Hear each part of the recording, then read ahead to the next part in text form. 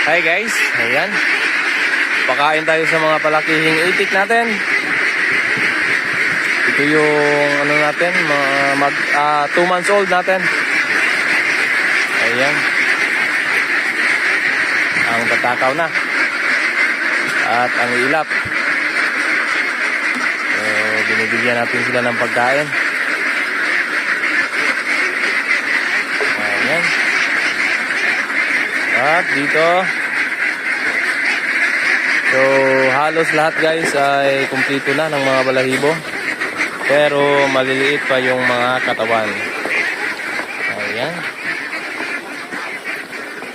Kain lang mga batiktik, magpakabusog kayo. Ayan. Pero mayroong isang hindi bumaba guys. Yun.